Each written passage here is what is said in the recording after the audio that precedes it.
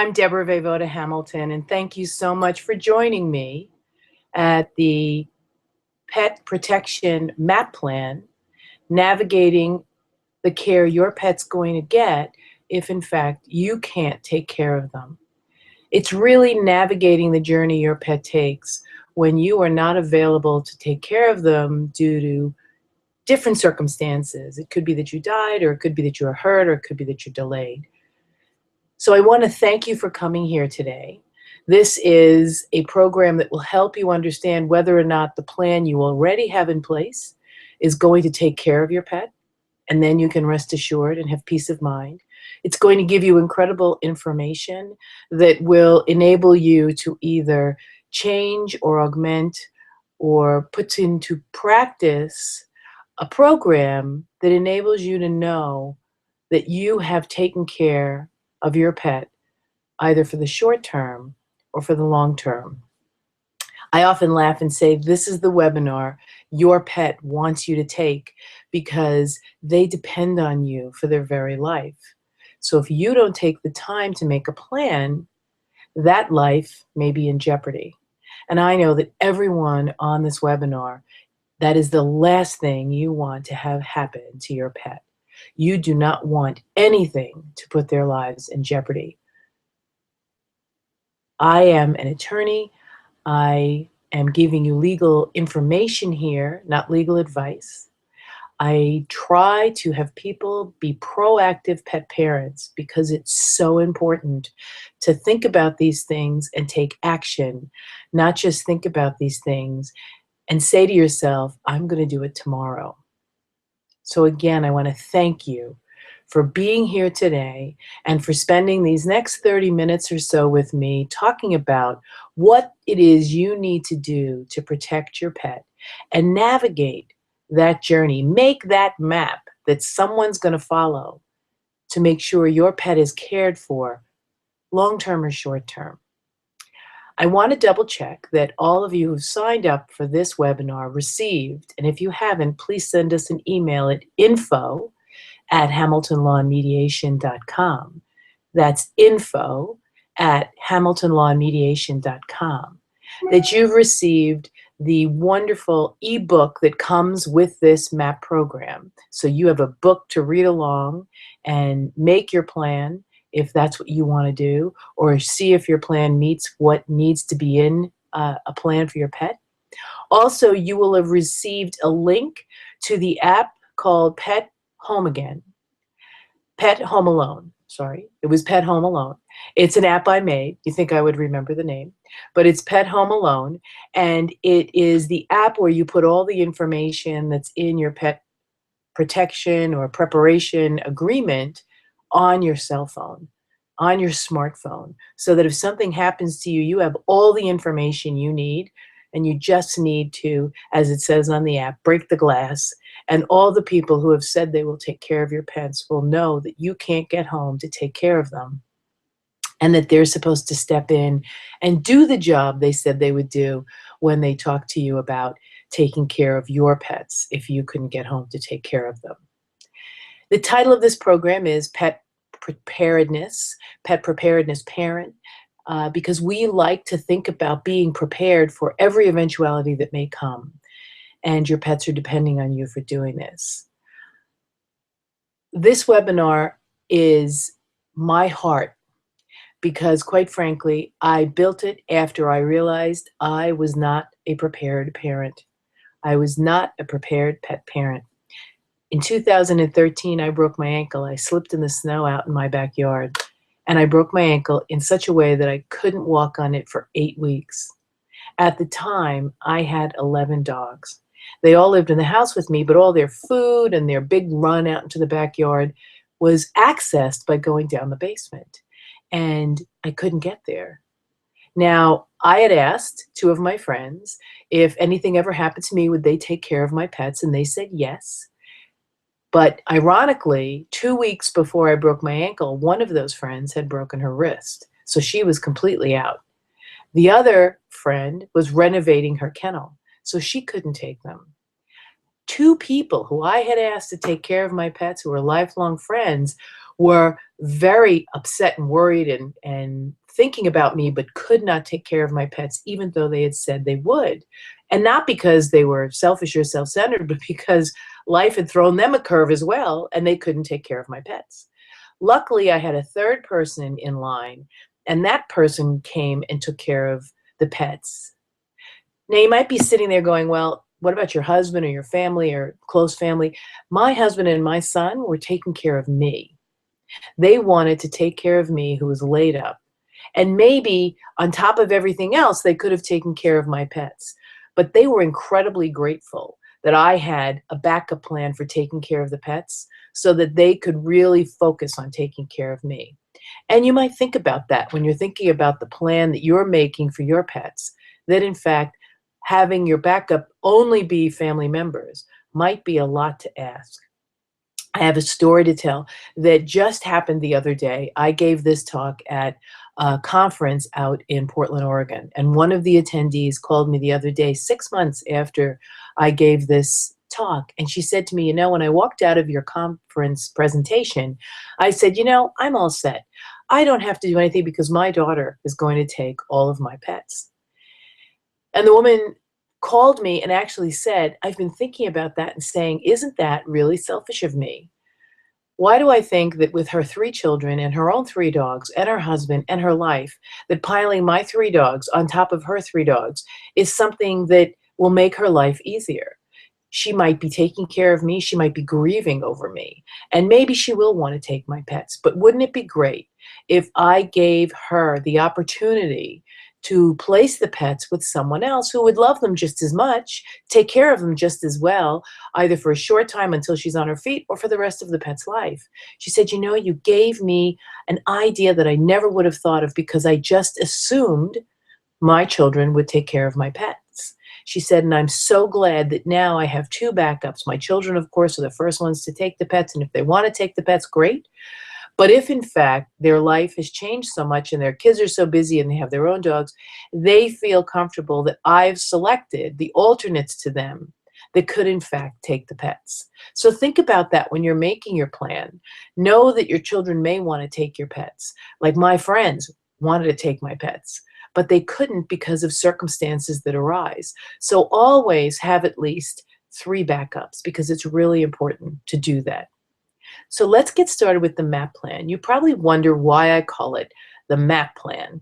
And actually, I have just added an S to the end because there is a piece of it that needs to be done every year. And so the S got on the end of the MAPS plan because it's so important. The M stands for making a plan. It is so important for you to make a plan for the care of your pets. What happens if you don't make a plan? Well, you really don't know. Does the dog get abandoned? Does the dog get to go to the people you intended? Does the dog go to a shelter? Does the dog get euthanized? If you don't make a plan, any of those things could happen. They could go to the person you intended them to go to, but maybe not. I've had clients, and this may seem really outrageous to you, but I have had clients who've come to me because their family members, in all good faith, because they were sick or they were suffering from a debilitating disease and no one knew if they would get better, had given their pets away because of the stress and strain of taking care of their pets, and not told them where they gave them, who they gave them to. They didn't know where to get them back from. And the family members really were acting in all good faith. I have to tell you, this seems really incredible. However, it happens. I think that you are so overwhelmed because you're fighting cancer or you're fighting a debilitating disease. And so if I take your dog because you're really at wit's end, you're not walking it, you're not training it, you're not doing anything, you can't even feed it because you're so sick. If I take that one thing off your plate will be less heavy. And I think I'm doing the right thing. And sometimes people forget to get the name of the person they place it with. I know you might think that's incredible, but it happens. It happens in the frenzy of sickness and disaster. It happens. So if you don't make a plan, you leave your pet's future care up to happenstance. And maybe it'll work out really, really well. But often the plans that are followed are not the plans you'd intended. There was a woman who went to one of my plans in California, one of my programs, and she never filled out any of the information. She spent 3 hours with me. She had all the documents. She went in for routine back surgery, and unfortunately, there were complications and she died. Her dogs were co-owned with other people, which means that each person owned the dog. A Good Samaritan, a neighbor, came in and told her husband, listen, I know how hard it is for you to take care of all of these dogs. I'll place them for you. And so she did. And when the co-owners came to get the dogs, she refused to tell them where the dogs were. Now, the litigation costs alone to try to find out where the dogs were astronomical. So these co-owners will never see their dogs again. And that isn't what this woman intended at all. So if you don't follow the first letter, the most important letter, which is make a plan, that could happen to your pet. You have to tell people what you want. You have to make a plan. Now, it's MAAPS. So the second A is address the needs of each pet.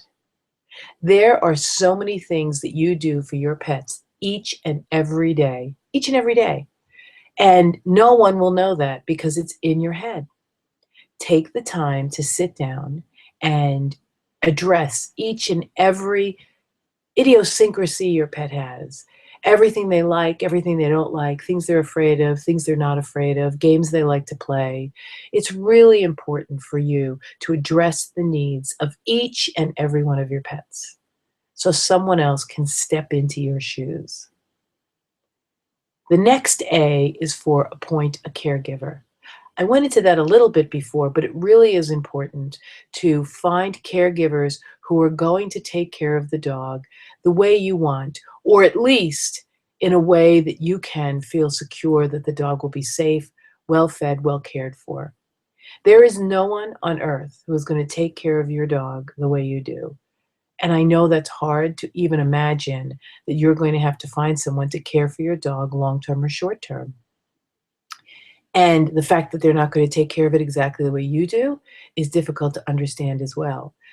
But you need to appoint someone who's going to meet the task and agree to take on the task, even if you're not able to ask them to do it. So if you have a broken leg like I did, or you're suffering from cancer, or you're starting dementia or Alzheimer's, you can tap that person and say, listen, I can't take care of the dog right now, or in the future, when I can't take care of the dog, can you please take care of the dog for me? That is very, very important. And you need to have that person agree in writing. It's very important. People forget. People say they never did it. The other piece of the argument is, I actually had a conversation with a client yesterday, and she said, well, I'm going to take my friend's dog, and her husband's passed away, and my friend is going to take my dogs, and she has a husband. The two friends have made this agreement together. Now, if the friend with the husband, God forbid, passes away, nothing is in writing to say that this other friend is taking the dogs, only word of mouth. So if in fact the husband decides he wants to keep the dogs, even though that's not what his wife would have wanted, he can do that because he probably is the executor of her will. And so he doesn't have to abide by the terms that she wanted for the care of her pets because he's in charge. If it's not in writing, it's not happening. So when you appoint someone, not only should you give them a listing of everything that they need to know to take care of this pet, you have to write down that this is the person who's taking care of this pet. It is so incredibly important. And better yet, make sure that that person acknowledges that they've seen it and that they are willing to do it. In the Pet Home Alone app, if you purchase it and put it on your app, your smartphone, it actually sends an email to each of the people you appoint as the caregiver for your pets. And they have to write back and acknowledge.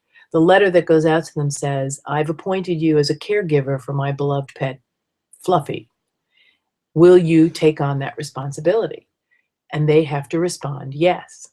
The Pet Home Alone app also then lets the veterinarian know and your attorney know that this person has accepted this responsibility.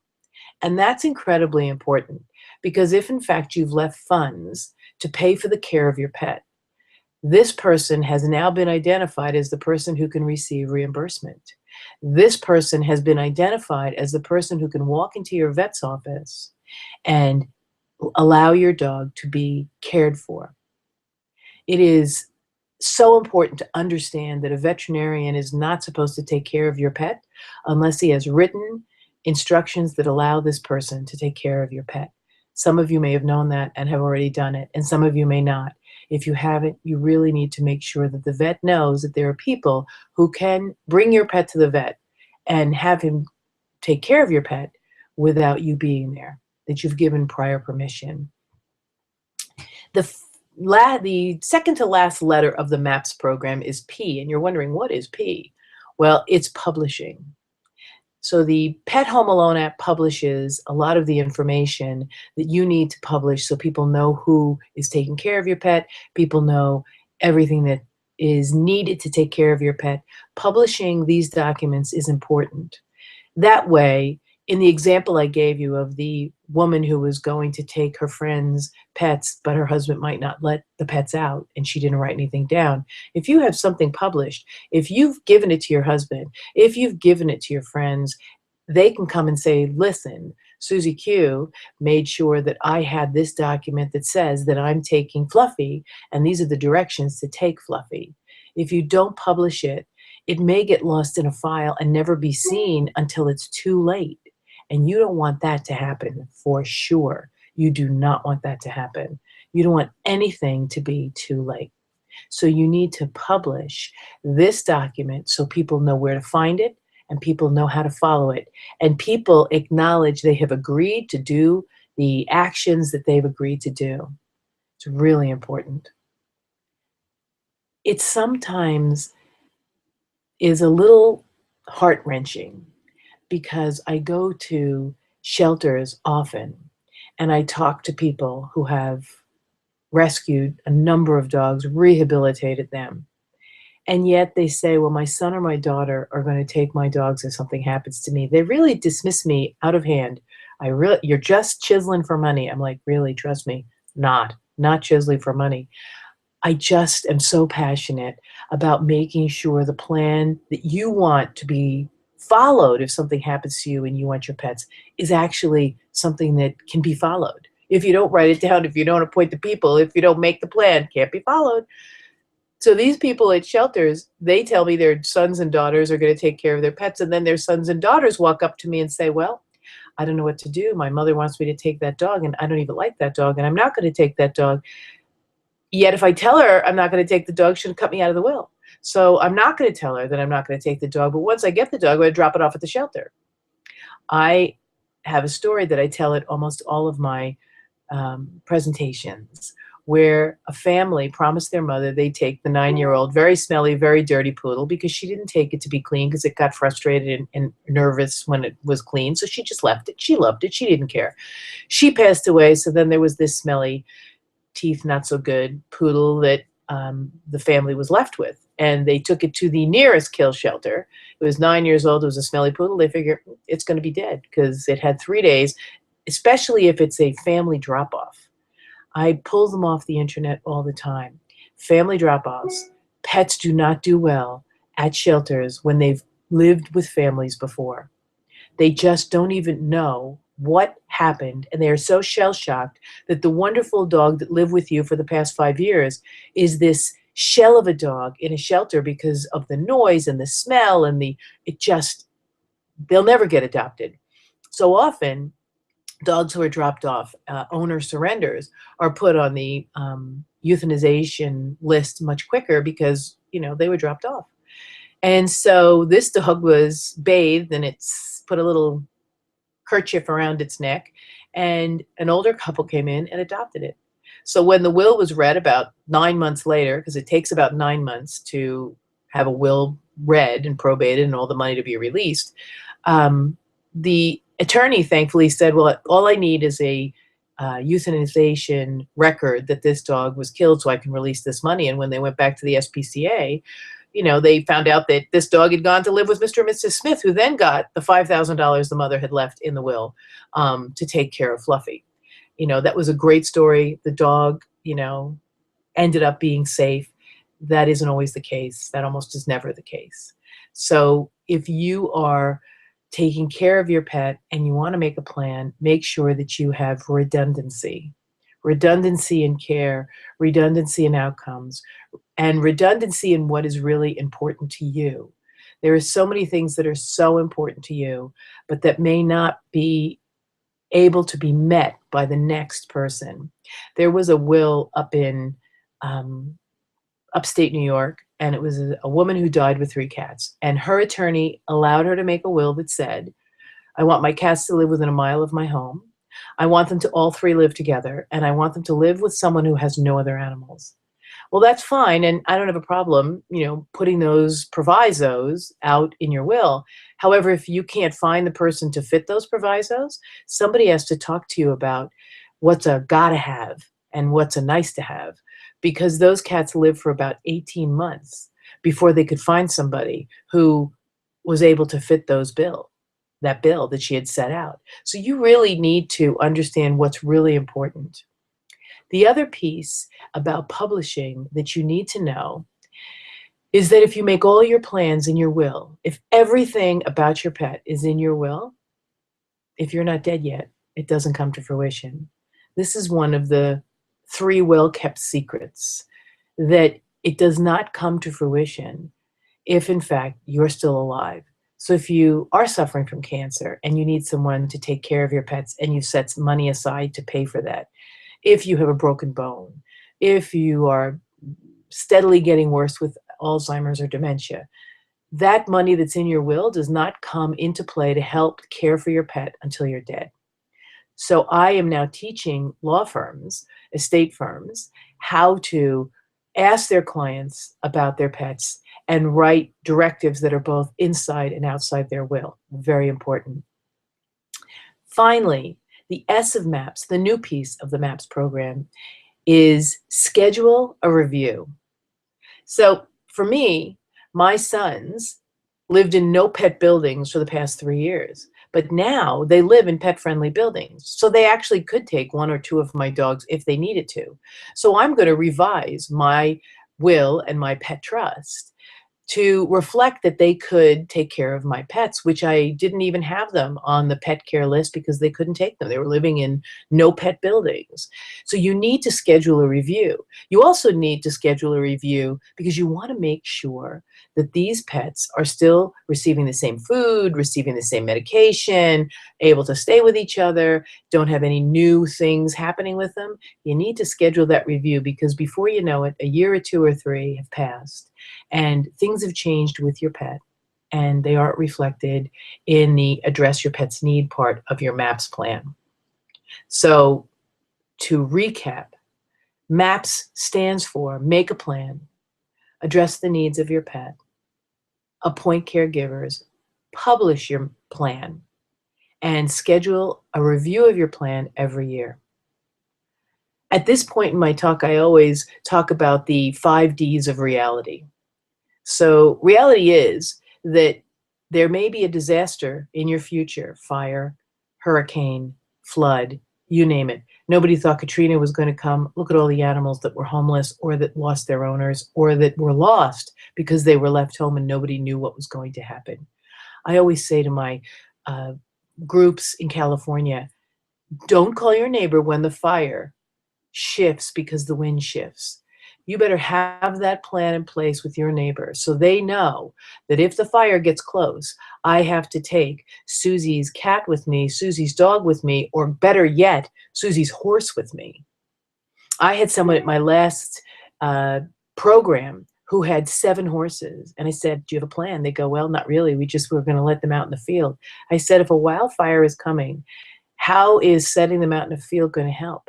And she actually went home and got 10 people with varying amounts of trailers to put the horses in, to get together and be a chain so that if something happened, everyone would be available and it's all in writing. Everybody knows what their job is. Really, really important. I have another friend who has a bird. It's a parrot. It's going to live another 60 years. It's lived 40 years. It's going to live another 60 years. She made a plan where she now has redundancy on the care of this bird because her friends are all about the same age as she is. And now she has young kids in the neighborhood who she has funded the care of the bird. If in fact something happens to her, something happens to one of her older friends, that these kids would then be the next person in line to take care of this cat.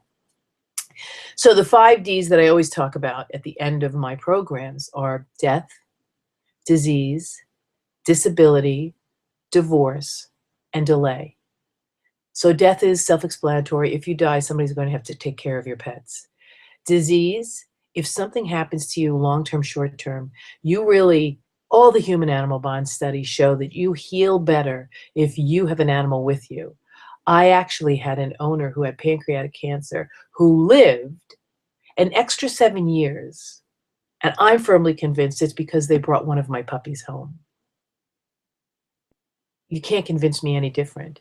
So if you can keep your pet with you while you're battling whatever you're battling, but you have someone there to take care of its day-to-day needs, you are going to get better faster and you're going to feel better longer. So I have death, disease, divorce. Think about how you're going to share this pet going forward if you get divorced. Most people are so mad at each other when they get divorced, they want the pet outright. But quite frankly, the pet doesn't dislike your spouse. You do, but your pet doesn't. And if push came to shove, wouldn't the pet pick your ex-spouse, no matter what a heel they are, over a stranger? Yes, they would. So you need to make a plan in the event you get divorced. Disaster, hurricanes, fires, tornadoes, whatever's coming, you need to figure out how you're going to transport your pet with you if you have to evacuate. And if you're not home and you have to evacuate, you need to find the person who's going to help you evacuate in the event you have to get your pet. And finally, delay. Now, most people say, well, what does that mean, Deborah? Well, how many of you have been stuck in an airport overnight because your plane was canceled? Do you have somebody who can step in and take care of your pets? Now, you've asked that person maybe to care for your pet for 24 hours. Are they able to stay for 48? Or is there somebody else that can back it up?